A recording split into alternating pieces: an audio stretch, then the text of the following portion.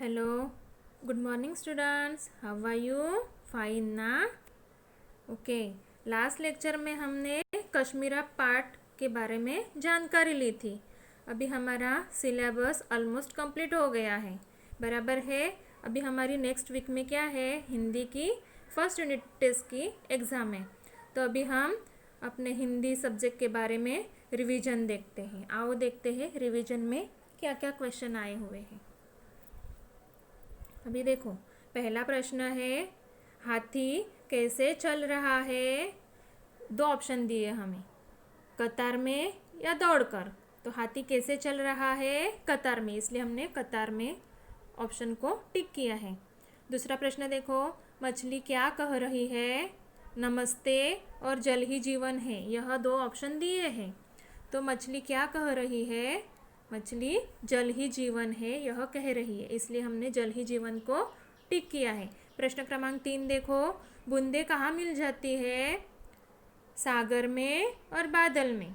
दो ऑप्शन दिए हैं, उसमें सही ऑप्शन कौन सा है, सागर में, इसलिए हमने सागर में को टिक किया है. प्रश्न क्रमांक 4 देखो, राजा के मंत्री का नाम क्या था.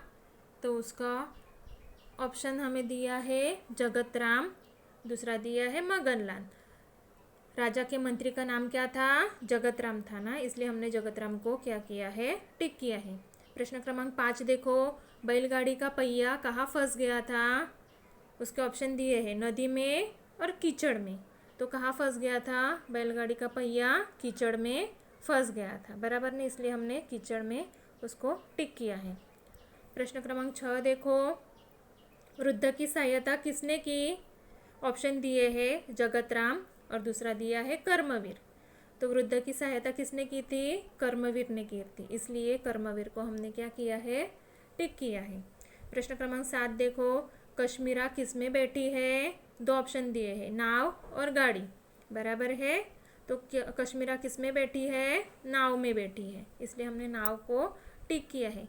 प्रश्न क्रमांक 8 देखो, कश्मीर भारत के किस दिशा में है. उसके दो ऑप्शन है, उत्तर और पश्चिम.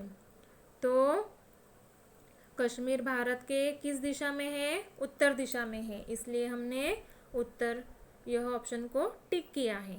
प्रश्न क्रमांक 9 देखो, तभी आपको सेवा मुक्त किया जा सकता है, यह वाक्य किसने किससे कहा है.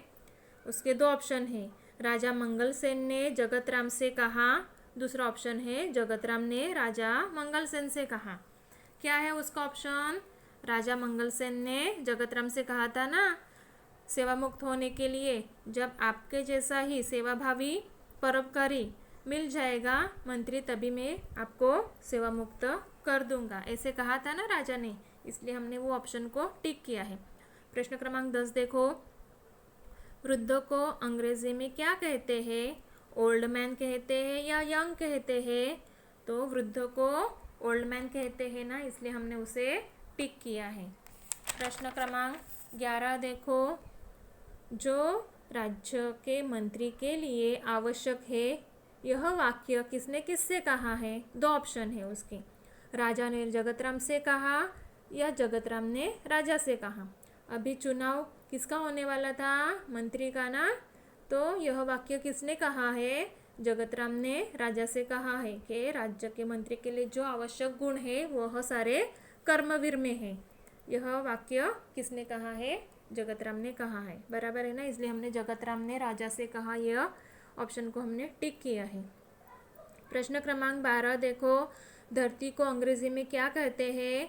तो दो ऑप्शन है, द सन, द अर्थ. धरती को क्या कहते हैं, द अर्थ कहते हैं ना, इसलिए हमने अर्थ को क्या कहा किया है, टिक किया है. 13 क्वेश्चन नंबर देखो, गिल्ली डंडा खेल का कौन सा प्रकार है, विदेशी या देसी.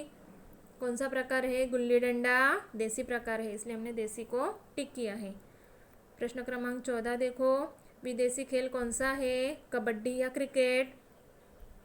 तो क्रिकेट यह विदेशी खेल है, बराबर है ना, इसलिए हमने क्रिकेट को टिक किया है.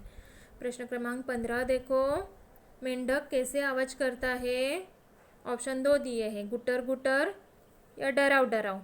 तो मेंढक की आवाज़ कैसे रहती है? डराव डराव करके वह आवाज़ करता है ना, बराबर है ना? इसलिए हमने डराव डराव यह ऑप्शन को टिक किया है। तो बच्चों, आपका आज का यही होमवर्क है। 1 टाइम नोटबुक में लिखना है, प्रिपेयर रहना है, क्योंकि अगले हफ्ते में हमारी एग्ज़ाम है। घर पर ही रहो, सुरक्षित रहो। बाय बच्चों, मिलते हैं अगले लेक्चर में।